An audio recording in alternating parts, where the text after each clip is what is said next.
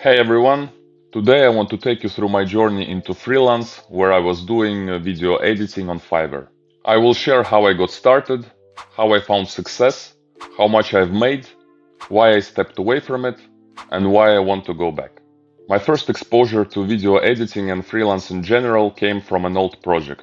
In 2019 I published a psychology-related book on Amazon, which was written and edited by freelancers. This book had an audiobook version which was also recorded by a freelancer, and I thought turning those situations into YouTube videos would be a good marketing strategy. So I found a video editor on Fiverr and we started producing videos based purely on stock footage. If I remember correctly, I was paying around $50 per video. Basically, up to this point, I experienced freelance only from the client's perspective, which eventually helped me building my own freelance career. During COVID-19, all my income streams took a hit and I couldn't afford to keep paying the freelancer, but at the same time I didn't want to stop video production. So I found a video editing software called Wave Video. The software itself was pretty basic, but it had a lot of stock footage and music, which was more than enough for me to start creating my own videos. After a week or so of trial and error, I was able to produce more or less the same videos as a freelancer I hired. And because my income streams kept declining, it became obvious that I needed another way to support my family. I already paid a yearly subscription for this software, and I thought why not to try creating my own gig on Fiverr. After diving into YouTube tutorials on how to start freelancing on Fiverr and adding my own experience as a client, I realized a few things. First is that I need to acknowledge that I'm not a professional, which leads to a second realization. I definitely can't charge a lot of money for my services. The third realization is that I couldn't risk getting a bad review, especially in the beginning. The fourth realization, and maybe one of the most important, is that I needed to be a client-oriented.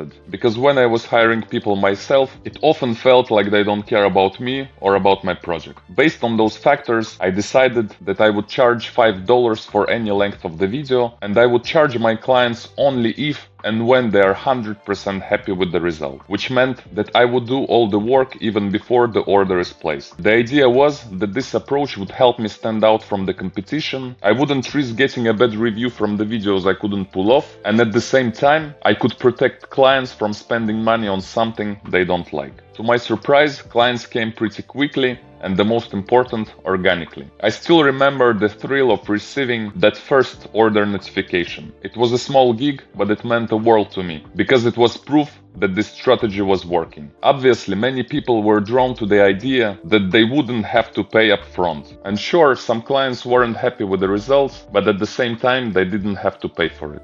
Pretty quickly, I started offering unlimited revisions, because I believed it was the best way to ensure client satisfaction. At the same time, most clients asked 2 or 3 changes, and they were usually small tweaks that took about 10 minutes to fix. So every revision was an opportunity to improve my editing skills and make my clients happy.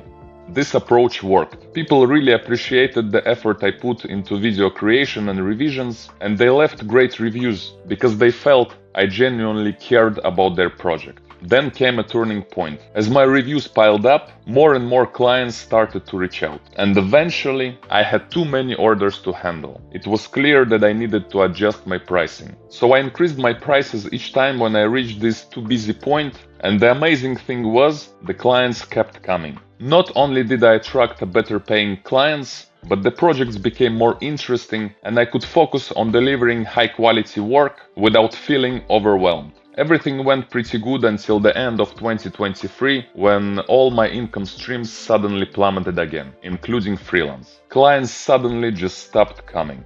I had less and less money, and eventually I couldn't afford to pay for my video editing software. Essentially, it was the end of my freelance career, and to be honest, I didn't really care, because I had to deal with my life and depression first. So now, when I've covered all the ups and downs of my journey, it's time to get into the numbers. In my first year on Fiverr, I completed 101 orders and generated $4,223 in sales. I had $265 in cancelled orders, and most of the time it happened when people were placing the order without contacting me in advance and I just couldn't fulfill their expectations. My best month was in October, when I earned $1,100 and completed 39 orders, which means that on average I was doing more than one video a day, and after this month, I really started to bump up the prices. In 2021, I completed 93 orders and generated $6,349 in sales, which means that with almost the same amount of orders, I generated $2,126 more than previous year. My best month was in July, when I made $1,224 in sales and completed 12 orders instead of 39 the previous year.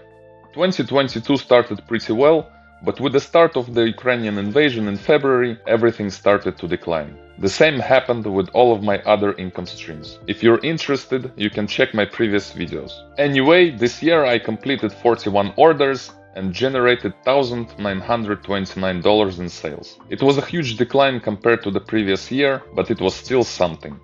In 2023, I started lowering my prices, but things still didn't look that good. And in August, everything just stopped. For 4 months straight, I didn't receive even one message, and my last order was delivered in December. That's when I understood that I wouldn't be able to pay for my editing software, and I had to put all my gigs on pause. At this point, for me, it was over. But anyway, this year I delivered 32 orders and generated only $1,498 in sales. During those 4 years on Fiverr, I completed 267 orders and generated $14,206 in sales. The average selling price grew from $5 per order to $69, which is pretty crazy if you think about this. To be honest, I didn't plan to go back into freelance and video editing, but not long time ago, I started filming random videos on my phone just for fun, and obviously I somehow had to edit them. So I found a free editing software, and slowly, step by step, my editing itch started coming back, which eventually led into creation of this YouTube channel. So I think it is time to go back into freelance. If you're interested in my future journey, then subscribe to the channel. If you have any questions or you want to share your own story, leave them in the comments below, and I'll see you in the next video. Bye.